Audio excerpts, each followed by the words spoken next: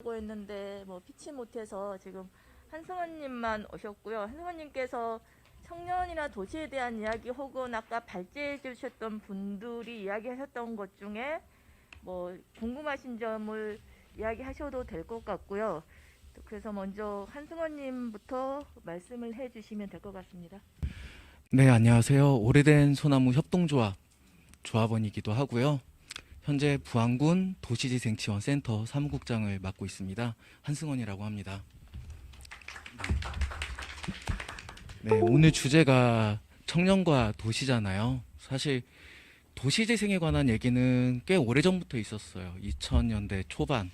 네, 그때 한국 사회에서 처음 도시재생이란 게 논의가 됐었고, 이제 R&D 사업 있고 나서 2010년, 11년 이제 이때부터 전주와 창원에서 테스트베드 사업이 시작이 됐었죠. 그리고 13년도에 도시재생 특별법이 제정이 됐고 14년도부터 선도 사업이 시작이 됐습니다. 그러다 현 정부, 문재인 정부 들어서 2017년부터 도시재생 뉴딜 사업이라고 하는 사업으로 이름이 바뀌어서 지금 본격적으로 5년 동안 50조 정도의 예산이 전국에 투여가 되고 있습니다.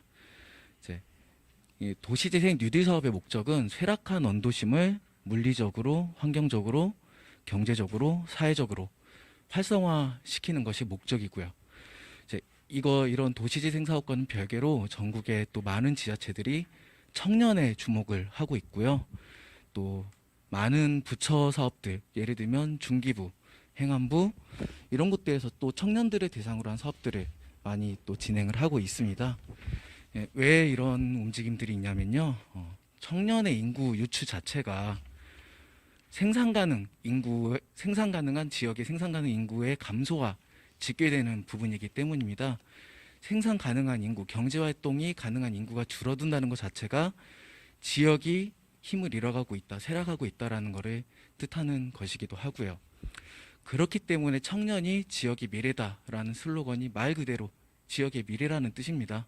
청년이 없는 곳은 미래가 없는 거고요. 그렇기 때문에 많은 지자체들이 청년을 잡으려고 노력을 하고 있는 거겠죠. 도시를 성장시키고 변화를 이끌어내는 힘은 결국 도시를 이용하는 사람들에게서 발현되기 마련이라고 합니다. 이제 도시를 이용하는 청년들이 없어질 경우 도시를 사랑하고 이용하고 활동하는 청년들이 없다면 그 지역은 갈수록 쇠락할 수밖에 없는 건 아주 자명한 일이라고 할 수가 있을 것 같아요. 그렇기 때문에 도시 재생과 청년은 뗄래야 뗄 수 없는 불가분의 관계라고 말씀드릴 수 있을 것 같습니다. 네. 현재 지금 우리가 있는 이 자리가 광주 시민회관이잖아요. 광주의 시민들이 어렸을 때부터 좋은 마음을 가지고 추억을 가지고 기억을 가지고 쌓아왔던 이 공간을 지역 주민분들이 또 살려냈고 여기를 또 다음 세대를 이어갈 청년들이 다시 활성화시키고자 하는 되게 좋은 취지로 시작된 사업이었고 그렇기 때문에 이 공간에서 이루어지는 활동들이 앞으로 광주에 얼마나 청년들이 제대로 활동할 수 있을지를 보여주는 가능성을 나타내는 그런 사업이라고 할 수 있을 것 같습니다. 그래서 이런 좋은 자리에 초대를 해주셔서 진심으로 감사를 드리고요. 네, 앞으로도 이 시민회관이 많은 청년들, 시민분들께 사랑받는 공간이 되길 바라면서 말씀을 좀 드리도록 하겠습니다. 네, 우선 전우선 박사님께서 사실 저도 도시재생 현장에 있는 입장이기 때문에 캠퍼스타운이나 건축경관 활용한 이런 사업들은 저도 사실 처음 봤었어요. 그 중심시가지부터 우리 동네 살리기까지 많은 유형을 봤지만 네, 덕분에 많은 공부가 되었습니다. 그리고 또 박사님께서 말씀하셨던 청년 중심의 도시재생 그리고 거버넌스에 대한 부분 이런 기조와 취지에 대해서 네, 저도 많이 공감하고요. 완전히 동의하는 바라고 말씀을 드릴 수 있을 것 같습니다. 다만 저도 도시재생을 하고 있지만 동시에 끝물인 청년이거든요. 청년의 입장에서 그리고 도시재생에서 활동하고 있는 청년의 입장에서 몇 가지 좀 말씀을 드리겠습니다. 우선 도시재생에서 청년을 말을 하고 있지만 사실 국토부는 중앙부처에 청년 사업하는 곳들 중에서 상당히 청년이라는 개념이 늦게 가져온 부처예요. 지금 행안부나 이런 곳들 특히 중기부는 청년 창업, 청년 사업 혹은 청년 지역 정착이라는 주제를 가지고 사업을 한 지 꽤 오래됐었고요. 국토부는 사실 늦었죠. 많이 늦은 감이 좀 있어요. 지금 도시재생 뉴딜 사업이 좀 늦게 추진된 지 좀 됐는데도 지금 4년 차 됐는데 이제서야 나오고 있으니까요. 근데 왜 도시재생에서 청년 얘기를 제가 꺼냈냐면 원도심 안에는 사실 청년이 많이 부족합니다. 이게 대도시 서울이나 인천, 부산, 광주 같은 광역시에는 이게 큰 문제가 되지 않아요. 그 거점 대학을 끼고 있고 또 대학들도 많이 가지고 있고요. 기본적으로 인구가 있다 보니까.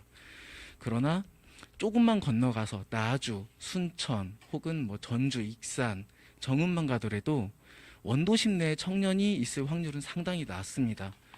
그렇다면 대상지 내에 청년들, 대상지 밖에 있는 청년들을 대상지 안으로 끌어들일 방법을 고민을 해야 돼요. 네, 사실 도시재생 사업에서 청년들에게 내놓는 정책적인 대안은 이렇습니다. 청년 창업 지원금을 주겠다. 혹은 공공임대 상가를 제공을 하겠다. 창업 지원금을 주겠다. 혹은 집을 줄 테니 우리 지역 안에서 와서 활동하고 교육을 받고 주민들과 협의체를 꾸려라. 라고 얘기를 합니다. 근데 사실은 청년들의 입장에서는 이게 상당히 큰 부담으로 다가옵니다. 저 같은 경우 현재 부안에서 약 250명 정도의 청년들하고 협의체를 만들어 가려고 지금 하고 있어요. 네, 5만 4천 정도 되는 부안에서 250명의 청년을 만나는 건 상당히 어려운 일인데요. 그 안에서도 분화가 일어나고도 있고요. 의견이 갈리고도 있습니다. 이거는 청년들이 겪어온 삶의 과정이나 라이프 스타일 혹은 생각이 다르기 때문에 어쩔 수 없이 있는 부분이고요. 네, 그 청년 지원 방식에 대한 부분도 한번 또 말씀을 드릴게요.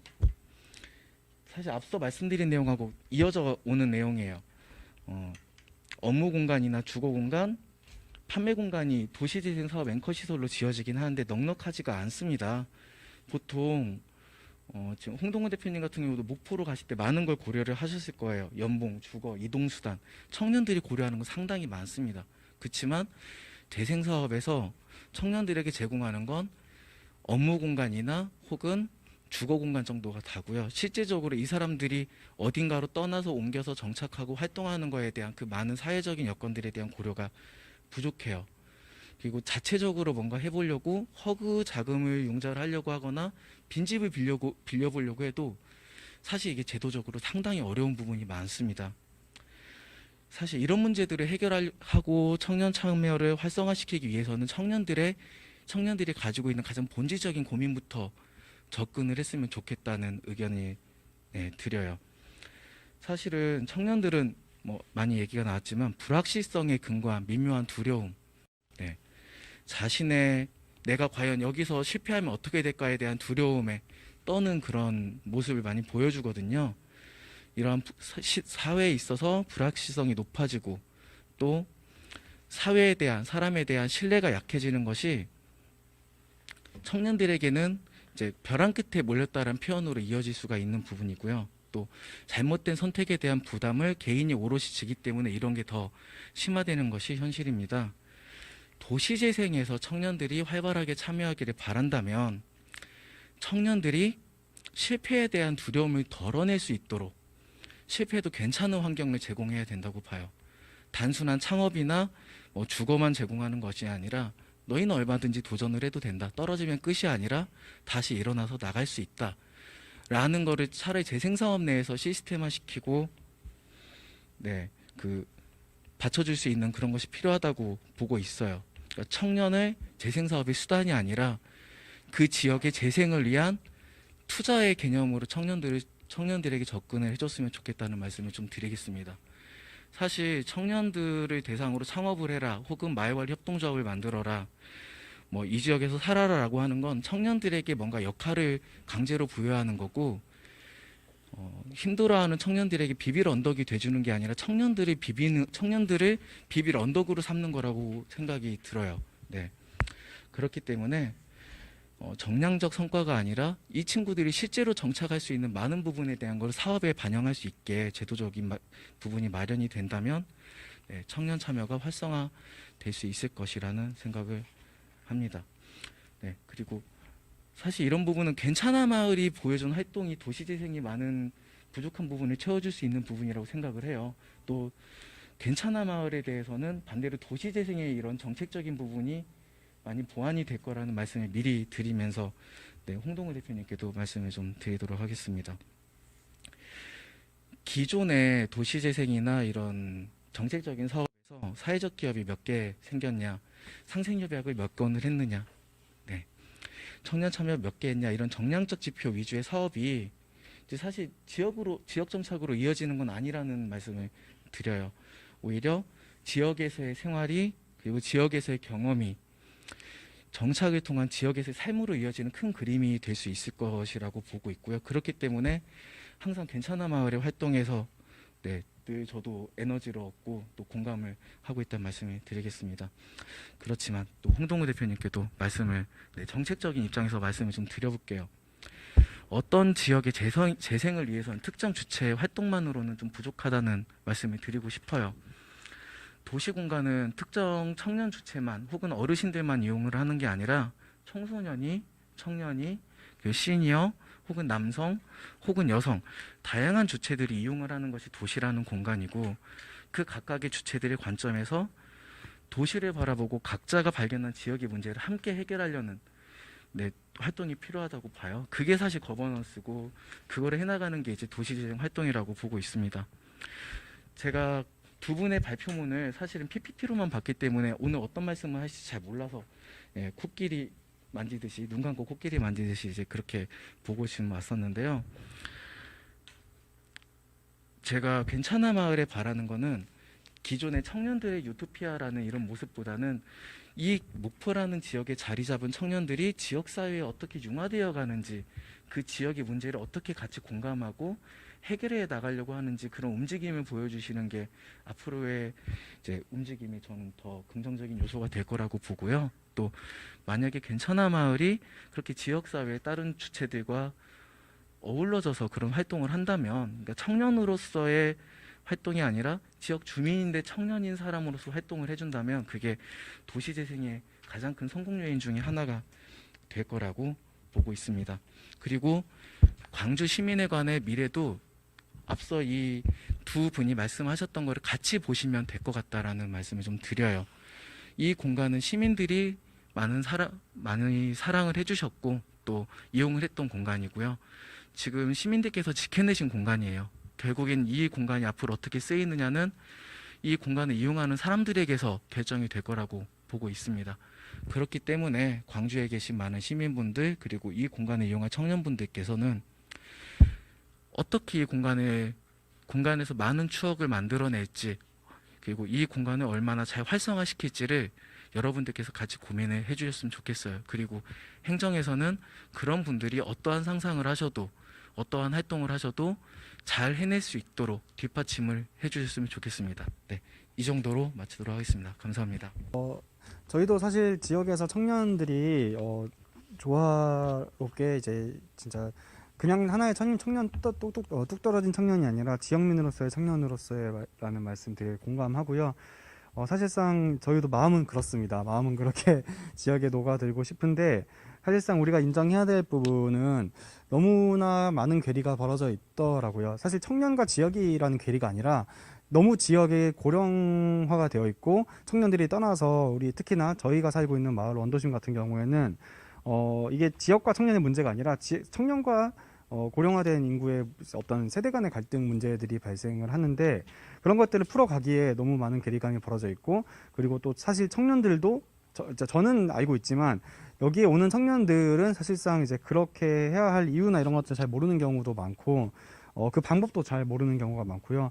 더더군다나 또 지역에 계신 어르신들도 우리 청년들을 이해하는 좀 이제 시각이 조금 이제 좀 안타까운 경우가 좀 많이 있어요. 네, 이제 해서는 안 되는 말을 하신다거나 이런 부분들도 발생하고 하니까. 그래서 어떻게든 제가 볼 때는 이걸 우리 청년들이 풀어가야 할 문제도 있지만, 저는 그런 지역의 로컬 크리에이터들을 계속 앞으로 육성하고 지역의 청년들이 더 앞으로 내려올 수 있게 하려면 지역도 좀 변화가 필요하다라는 생각이 계속 들고 있어요. 양 주체 간의 노력이 필요한 거죠. 저희도 사실 노력은 하려고 하고 있고요.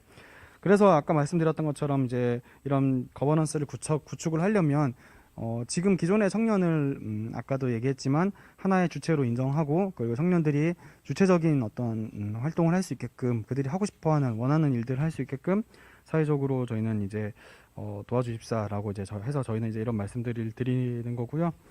이런 것들이 좀 갖춰지고 한다면 저희는 당연히 지역에서 되게 이제 같이 잘 함께 잘 살아가고 싶고요. 그런 부분에서 사실 저희는 좀 제안 드리는 부분이 있는 게 사실 이 청년과 그런 중장년 또는 노년 간의 어떤 세대 간의 갈등을 중재하기 위해서는 그런 구심점이 필요하다는 생각이 들어요.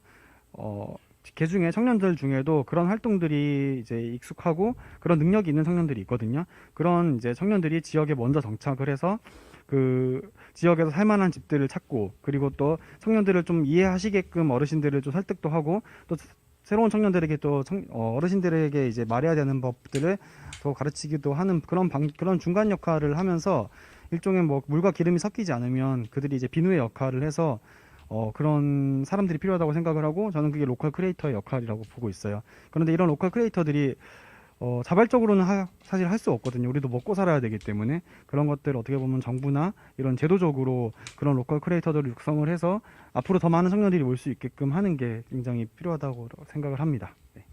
필드에서 딱 한 분만 질문을 받으면 어떨까 싶습니다. 혹시 꼭 이 질문 안 하면 안 될 것 같아 이런 질문 있으시면 한 분만 손을 한 분만 들어주시면 그럼 유튜브 질문을 제가 좀 읽어드릴까요? 그 유튜브에 보면 그 홍동호 대표님 진짜 그 인기가 많으십니다. 질문이 엄청 나는데요.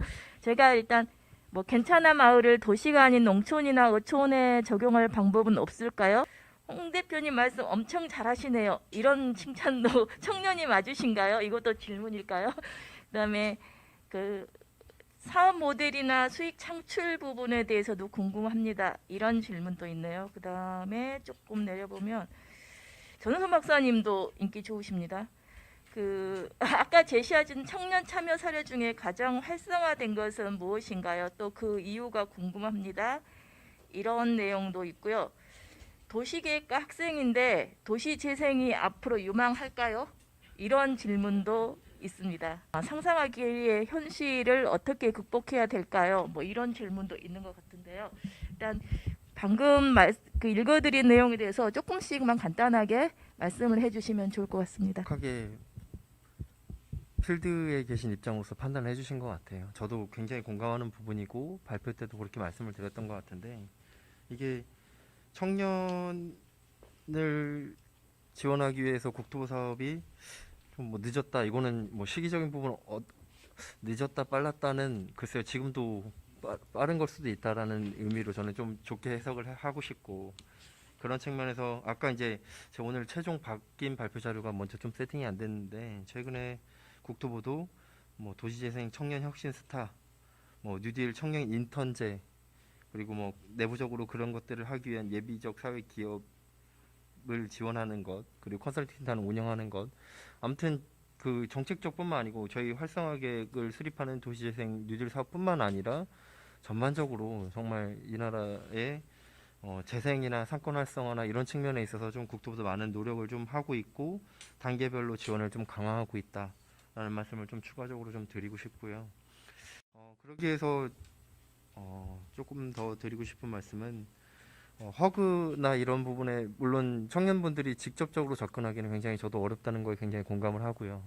그런 의미로 봤을 때 조금 더 관련 지자체들, 기초지자체나 광역지자체에서 조금 더 그런 그 자금을 확보할 수 있는 그 도시재생 뉴딜 사업뿐만 아니고 자체적인 자구책을 조금 더 마련하셔서 허그에 접근하시는 건 생각보다 어렵지는 않거든요. 청년들이 직접 접근하기는 어렵지만 관에서 접근하시는 건 조금 비교적 쉽기 때문에, 물론 뭐 코로나로 인해서 뿐만 아니라 최근에 뭐 우리나라 경제가 좀 많이 어려움이 있어서 지자체 여력이 없으신 거는 공감하는 부분도 있지만, 조금 더 관에서 청년들을 할 수 있는 방법들을 찾으실 때 그렇게 아까 말씀해 주신 그 허그 자금을 지원을 받을 수 있는 방법들도 있지 않을까. 그리고 저도 뭐 괜찮아 마을의 슬로건이고 계속적으로 나오는 실패해도 괜찮은 환경, 저도 공감하고, 저도 그 최근에 이제 청년 기본법에서 규정한 청년은 아니더라고요. 만 34세가 지나가지고. 그렇긴 하지만 저도 청년의 거의 끝자락에 있는 사람으로서 실패해도 괜찮다라는 거에 공감하고, 저도 아직 꿈을 꾸고 있는 사람이거든요.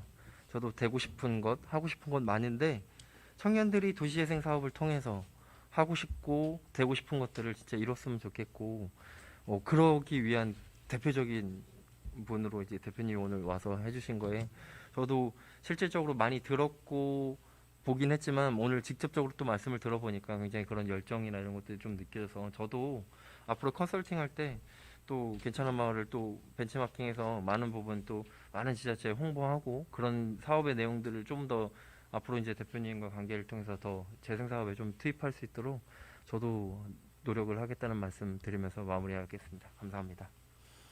보면서 저도 이제 질문을 보면서 하겠습니다. 도시가 아닌 농촌에서 접목할 수 있는 방법은 사실 저도 좀 어려운 부분인 것 같아요. 처음에 목포를 선택할 때 저는 지방 소도시를 선택을 한 이유는 농촌으로 가서 아예 빈집을 가지고 막 꾸미고 농사도 짓는 거는 사실 저에게는 약간 판타지 같았어요. 그냥 좀 하드코어적인 접근이었고 우리는 농사를 한 번도 지어본 적이 없는 사람들이고 서울에서 사실 우리는 근데 디자인 활동을 하거나 아니면 뭐 창업을 하거나 기획을 하거나 이런 것들은 가능하기 때문에 이런 것들을 할 수 있는 어떤 소도시 정도를 선택을 했던 것 같고 근데 저는 농촌으로도 분명히 흐름이 이어질 거라고 생각을 하는데 저는 시장이 왜 보면 이제 얼리 어답터가 있으면 뭐 이렇게 시장이 있잖아요. 네, 그런 곡선이 있는 걸로 알고 있는데 앞으로 이제 지방 소도시로 내려가는 청년들이 많아지면 또 그 중에서 또 하드코어를 찾아서 또 농촌으로 가는 청년들이 많아지고 진짜 나중에는 정말 산골로 오지로 가는 또 청년들도 생겨나지 않을까? 네, 그건 시대적 흐름이 좀 그렇게 필요하다고 생각을 하고요. 저희 재원은 아까 말씀드렸다시피 저희에게 필요한 재원은 건물밖에 없어요. 나머지 프로그램을 한다거나 저희가 먹고 사는 거는 저희가 매출을 통해서 확보하고요. 이제 건물을 확보하는 재원은 아까 말씀드렸던 것처럼 이제 시민들에게 투자를 유치하고 그리고 이제 건물을 구해서 저희가 이제 임대하는 방식으로 저희가 쓰고 있고요. 나머지는 사실 저희도 융자를 받거나 뭐 대출을 받거나 그런 식으로 이제 저희도 필요할 경우에는 이제 돈을 빌려서 또 쓰고 있습니다.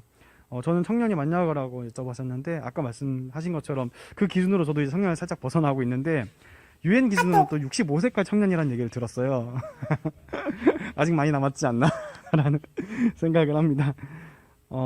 그리고 수익 창출 같은 경우에는 이제 괜찮아 마을에 청년들이 모이면서 저희도 깨달은 부분인데 청년들이 모이는 만큼 그들이 할 수 있는 일들을 가져오더라고요. 그리고 그 사람들을 엮어서 일을 할 수 있게끔만 저희가 해주면 사실상 경제적 규모가 형성이 되고 저희가 뭐 서울에서 받는 연봉만큼의 연봉을 다 받을 수 있게끔 그런 일들을 따와서 진행을 하고 있다라고 저희는 말씀을 드리고 있고 네. 일종의 에이전시처럼 이제 일어나고 있는 거죠. 거기에서 이제 네, 그렇게 되고 있고요. 또 다른 질문이 네, 있었나요? 네. 전 이제 네, 박사님께. 네. 사회자분께서 말씀해 주신 것 중에 한 세 가지 정도만 좀 답변을 드리고 싶은데 일단 도시재생 학과 학생이 미래가 유명한 것인가? 네. 그건 저도 한 15년 전쯤 했던 고민이었던 것 같아요. 근데 유명한 것 같습니다. 네, 일단은 왜냐면 아까 대표님께서도 발표 때도 말씀해 주셨지만 도시가 쇠퇴가 있으면 다시 행할 때가 있거든요. 지금 이미 우리 가까운 나라인 일본만 봐도 도시재생이 한번 많이 좀 지나가서 많이들 알고 계시는 마츠쭈꾸리 형태로 시장이 활성화되고 그런 것들이 이미 너무나 많이 되어 있고 한국도 그런 것들을 벤치마킹 했던 게 불과 뭐 한 10년 전부터 이미 많이 벤치마킹해서 추진을 하고 있고 그게 한국형으로 많이 저는 왔다라고 생각을 해요. 그래서 한국형으로 봤을 때 최근에 그런 것들이 이제 생겨나는 거고 그 다음에 봤을 때 아까 이제 대표적인 사례는 뭐가 있을까 말씀해 주셨지만 설명을 아까 드렸던 세종시 사례를 하나의 대표 사례로 볼 수 있을 것 같아요.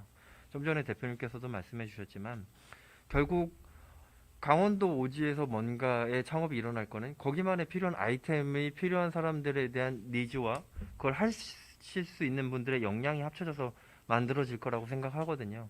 그래서 분명히 각 지자체가 뭐 농촌이 됐던 어촌이 됐던 산간 지역이 됐던 거기서 필요한 분명히 아이템들이 있을 거고 그런 것들이 잘 접목이 돼서 그런 부분의 역량이 이런 과정들을 통해서 준비되신 분들이 많이 생겨난다면 첫 번째 질문이 유명한가와 그리고 대표적인 사례를 이미 있는 대표 사례뿐만 아니고 여러분들이 그런 대표 사례를 만들어낼 수 있는 그런 상황들이 여건들이 만들어질 수 있을 거라는 말씀을 좀 드리고 싶고 현실과 상상의 괴리는 어떻게 할 것인가 굉장히 어려운 질문인데 이거는 뭐 저희 뭐 국토부나 지원기구, 저희 지원기구가 또 저희 LH만 있는 게 아니고 8개의 지원기구가 모여서, 그리고 뭐 협동조합을 지원하는 지원기구, 허그 뭐 이런 곳들 모두가 다 같이 고민하고 있는 고민인 것 같아요. 그래서 과연 진짜 현실은 계속 이렇게 아까 얘기했던 슬로건처럼 실패하는데, 실패해도 괜찮은 환경을 과연 정책적으로 어떻게 만들어줄 수 있을지에서 저희도 좀 많이 고민을 하고 있는 상황인 것 같고, 그러기 위해서 좀 더 지금 원론적인 답변밖에는 드릴 수 없겠지만 더욱 더 노력해야 되겠다. 그리고 그렇게 정책적으로뿐만 아니라 이 사회가 다 같이 고민해야 되겠다는 말씀을 좀 드리고 싶고, 아까 사회자님 말씀처럼 이런 자리가 진작에 있음으로써 앞으로도 지속됨으로써 그런 문제들은 아마 앞으로는 당연하게 이렇게 해결해 나갈 수 있는 자연적인 문제가 되지 않을까라는 생각을 해봅니다. 네, 감사합니다. 잠깐 쉬었다가 라운드 테이블을 진행하도록 하겠습니다. 감사합니다. 수고하셨습니다. 수고하셨습니다.